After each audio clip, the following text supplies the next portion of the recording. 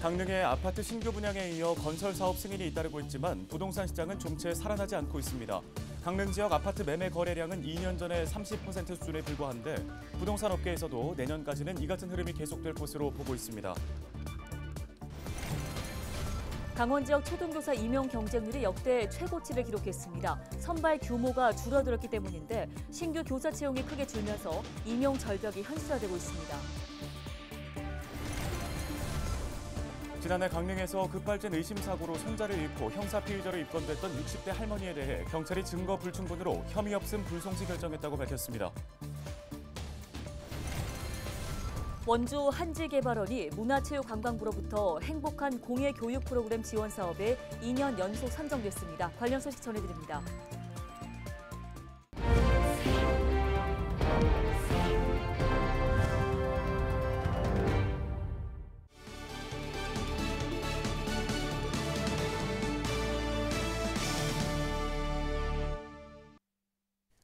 시청자 여러분 안녕하십니까? 헬로티비 뉴스입니다. 강릉 지역의 신규 아파트 분양과 건설 사업 승인이 잇따르고 있습니다. 상당수는 해안가 주변인 강릉시 송정동과 견소동 일대인데요.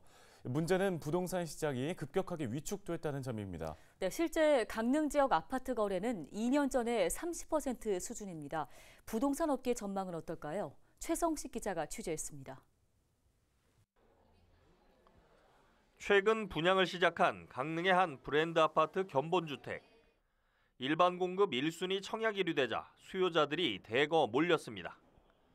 분양업체는 바닷가 근처에 들어서는 고급 아파트라는 점을 내세우며 분양률 올리기에 열을 올립니다.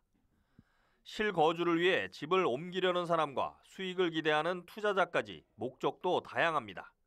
지금 부동산이 지금 관망 추세로 돌아갔잖아요. 계속 하락하다가 그랬는데 모르겠어요. 그거 이제 주거 개념이지 뭐 투기나 재테크 개념으로는 하면 안 되지 않을까 싶어요.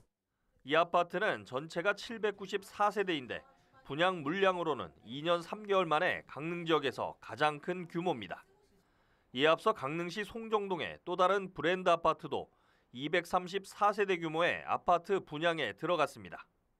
이런 상황에서 해안가 주변인 이곳 강릉시 송정동과 견소동 일대에 1,300세대 규모의 아파트 건설 사업이 올해 추가로 사업 승인을 받았습니다.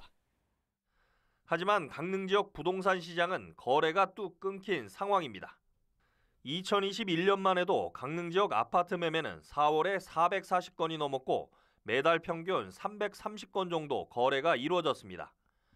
그런데 거래가 급감하면서 지난해 12월에는 매매가 고작 68건에 그쳤고 올해 여름 이후 차츰 회복세를 보이고 있지만 여전히 150건 안팎 수준입니다. 일단 아파트 가격이 많이 올랐고 그 아파트 가격이 많이 오르다 보니까 다른 데 아파트 사기에 너무 많이 올라 있는 상태에서 좀 조정이 있어야지 되는데 그 조정이 있을 거라고 부동산에서도 얘기를 하고요. 왜냐하면 물량이 2024년도에 많이 쏟아지기 때문에. 여기에 신규 아파트 분양 전망도 그리 밝지 않습니다. 특히 수도권은 물론 지방까지 전국 대부분 지역의 아파트 분양 전망은 하락세입니다. 특히 강원 지역은 지난 8월 정점을 찍은 뒤 2달 만에 무려 40포인트가 빠지면서 전국 최하위권으로 내려앉았습니다. 좀 지켜봐야 될 것 같긴 하거든요. 뭐 강원도가 이번 달에 좀 눈에 띄게 떨어져서 그렇지 실은 다른 지역들도 오름세를 유지하고 있는 형편은 아니어서 연말에 엄청 뭐 좋아지게 좋은 전망이 나오기는 솔직히 조금 아직은 좀 시기상조의 판단인 것 같아서. 다만 부동산 업계는 내년 강릉 지역에서만 신규 아파트 2,900세대의 입주가 예정돼 있어 아파트 매매뿐 아니라 전세와 월세 거래가 늘어날 것으로 내다봤습니다. 헬로티비 뉴스 최성식입니다. 올해 강원 지역 초등교사 임용 경쟁률이 4대 1을 넘었다고 합니다. 역대 최고 경쟁률인데요. 언뜻 보기에는 교사 수가 부족한 상황에서 긍정적인 상황인 것처럼 보이지만 속사정은 그렇지 못하다고 합니다. 네, 경쟁률 상승 원인이 응시생 수가 늘어서가 아니라 선발 규모 축소 때문입니다. 신규 교사 채용이 크게 줄어드는 임용 절벽이 현실화되고 있습니다. 정승환 기자입니다. 2024학년도 강원 지역 초등교사 임용 경쟁률은 4.03대 1. 2023학년도 경쟁률 2.97대 1보다 1.06%포인트 올랐습니다. 강원 지역 초등교사 임용 경쟁률은 2020학년도 1.1대 1을 기록해 미달에서 벗어난 이후 5년 연속 증가했습니다. 5년 새 4배 가까이 증가한 건데 좁아진 취업문에 교사를 꿈꾸는 학생들은 걱정이 앞섭니다. 경쟁률이 늘어나는 것 자체가 솔직히 걱정이고 다들 교사 하려고 온 건데 경쟁률도 늘고 막 관련 이슈도 많고 하니까 걱정이 안 될 수는 없는. 또 다른 문제는 높은 경쟁률에도 교사 수는 여전히 부족하다는 겁니다. 경쟁률 상승 요인이 지원자 수 증가가 아니라 모집 인원 감소에서 비롯됐기 때문인데 2020학년도 233명이었던 초등교사 모집자 수는 2021학년도 100명대로 떨어진 데 이어 2024학년도엔 69명으로 줄어드는 등 5년 연속 감소했습니다. 반면 같은 기간 지원자 수는 꾸준히 200명대 이상을 기록했습니다. 지원 인원은 그대로인데 반해 모집자 수는 크게 줄면서 경쟁이 심해지고 있는 겁니다.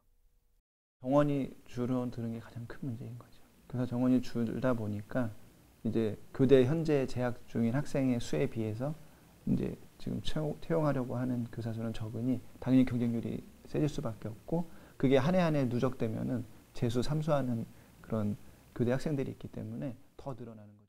하지만 학령 인구가 감소하는 상황에서 신규 교사 채용을 늘리긴 어려운 상황. 이런 가운데 강원특별자치도 교육청은 교사 정원 증원 특례 반영을 요구할 계획입니다. 도내 교사 정원을 전체 정원 대비 최대 10%까지 늘릴 수 있게 하겠다는 건데 특례 반영 시 교사 부족과 임용 경쟁률이 높아지는 두 가지 문제를 해소할 수 있습니다. 학생 수 기준으로 산정 기준과 실제로 학급 수를 기준으로 배치하는 게 안 맞다 보니까 교원 수가 굉장히 부족한 편이죠. 그래서 뭐 인구가 감소되는 건 맞지만 그래도 최소한의 교육에 필요한 교사가 있는데 도교육청은 강원특별법 3차 개정에서 해당 특례가 반영될 수 있도록 제주, 세종, 전북 등 타 특별자치 시도교육청과 공동 대응에 나설 방침입니다. 다만 앞서 제주특별법 개정 당시에도 타 시도와의 형평성 등을 이유로 받아들여지지 않은 상황이라 특례 반영까진 어려움이 예상됩니다. 헬로티비 뉴스 정승환입니다. 지난해 12월 강릉에서 발생한 급발진 의심 사고로 손자를 잃고 형사 입건됐던 60대 할머니가 혐의를 벗게 됐습니다. 강릉경찰서는 17일 A씨에 대해 증거 불충분으로 혐의 없음 불송치 결정했다고 A씨 가족이 밝혔습니다. 경찰은 국립과학수사연구원이 사고 차량에 기계적 결함이 발견되지 않았다는 감정 결과를 내놓았지만 실제 엔진을 구동해 검사한 결과가 아니라는 한계가 있다고 판단했습니다.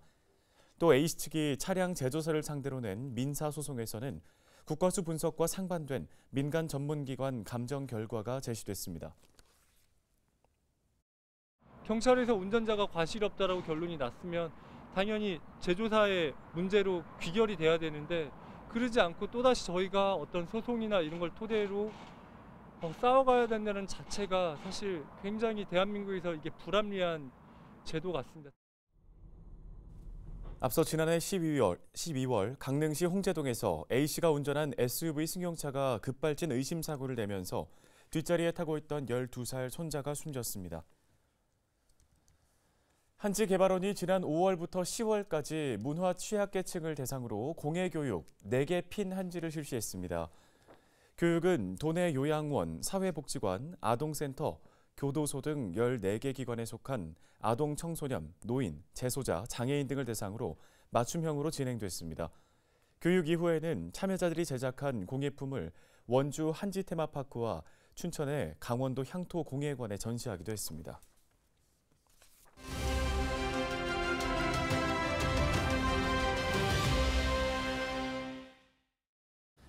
최근 아시안게임에서 금메달을 따며 더욱 주목받고 있는 종목, 바로 축구입니다. 네, 특히 한국 축구의 미래라고 불리는 고등학교 축구가 이번 전국체전에서 그 열기를 이어갔습니다. 송효창 기자가 취재했습니다. 광양 공설운동장 축구 전용 2구장에서 열린 18세 이하 남고부 축구. 이날 결승 진출을 두고 4개 팀이 자웅을 겨뤘습니다.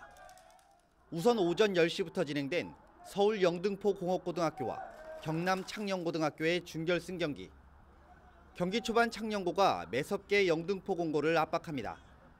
하지만 전반 종료를 얼마 남기지 않고 영등포 공고가 선취점을 따내며 앞서가기 시작했습니다. 이후 영등포 공고는 후반에만 2골을 더 넣으면서 최종 스코어 3대 0으로 가장 먼저 결승에 안착했습니다. 앞서 영등포 공고는 지난 2월 백운기와 8월 대통령 금배에 이어 2023 전국 고등축구리그 왕중왕전 겸 제78회 전국 고교 축구 선수권 대회에서 처음 정상에 오르면서 올해 3관왕에 등극했습니다. 이번 결승 진출로 4관왕까지 노리고 있습니다. 이어진 준결승 두 번째 경기, 인천의 강호 대건고와 올해 부산 울산 지역 최강으로 올라선 울산의 학성고가 맞붙었습니다. 초반부터 거칠게 몰아붙인 대건고는 전반 5분을 남기고 첫 골을 신고하며 산뜻하게 출발했습니다. 이 기세를 몰아 후반에도 골을 기대했지만 뒷심을 발휘한 학성고에게 2골을 내주며 끝내 결승 진출이 좌절됐습니다. 최종 스코어는 1대 2. 학성고의 결승 진출로 준결승전은 마무리됐습니다. 남자 18세 이하 축구 서울 영등포 공고와 울산 학성고의 결승전은 오는 19일 오전 11시부터 광양 축구 전용 2구장에서 진행됩니다. 헬로티비 뉴스 송혜창입니다. 항저우 아시안게임 역도 여자 최중량급에서 13년 만에 금메달을 딴 박혜정 선수가 전국체전에 출전했습니다. 네, 흔들림 없는 자세로 170kg을 들어 올리며 용상 한국 신기록을 달성했습니다. 이나라 기자입니다.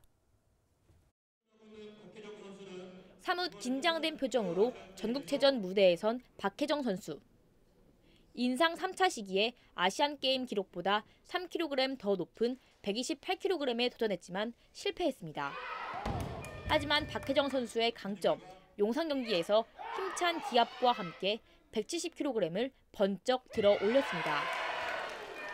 한국 역도 여자 87kg 이상급 용상 신기록을 세우며 종합에서 값진 금메달을 획득했습니다. 몸도 많이 지쳤었는데 그만해도 되는데 어떻게 할래라고 해가지고 한번 들어가보겠다, 떨고도 해보겠다 해서 들어가서 성공을 하고. 메달을 따기까지 흘린 땀방울과 눈물도 많았습니다. 그때마다 박혜정 선수를 잡아준 것은 부모님이었다고 합니다. 일단 부모님인 것 같고요. 그리고 고양시청에서 많은 지원을 해주셔서 여기까지 오지 않았나 싶습니다. 끊임없이 도전하겠다는 박혜정 선수는 내년 프랑스 파리에서 열릴 올림픽을 겨냥하고 있습니다. 올림픽 때 135, 175는 목표로 가지고 있고 그 전까지는 좀 몸을 다져야 되는 시기가 아닐까 싶습니다. 제2의 장미란 선수라 불리던 박혜정 선수가 한국 역도에 새로운 역사를 쓰고 있습니다. 헬로티비 뉴스 이나라입니다.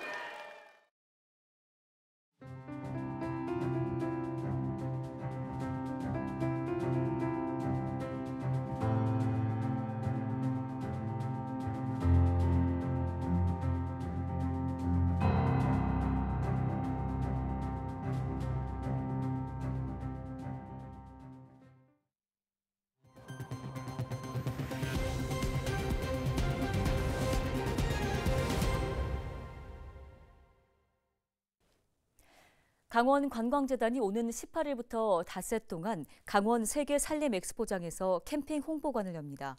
홍보관에서는 캠핑용품 체험 쉼터, 배지 만들기 체험 등 프로그램이 운영되는데요. 관광재단은 지난 3월 캠핑 전문업체와 업무 협약을 체결한 이후 캠핑 관광 관련 행사들을 추진하고 있습니다. 화천군 에티오피아 참전 용사 후손 장학사업 수혜자가 400명을 넘었습니다. 화천군은 최근 에티오피아 수도 아디스아바바를 방문해 참전 용사 후손 신규 장학생 21명을 선발해 수혜자가 420명으로 늘었다고 밝혔습니다. 화천군은 2009년 에티오피아 참전 용사 후손 장학 사업을 시작해 15년째 운영하고 있습니다. 홍천군이 행정안전부 주관 국민행복민원실 평가 우수기관으로 재선정됐습니다. 국민행복민원실은 행안부가 전국 자치단체 민원실 서비스 만족도 등을 평가해 우수기관을 선정하고 인증해서 주는 제도입니다. 홍천군의 국민행복민원실 인증 유효기간은 2026년까지입니다.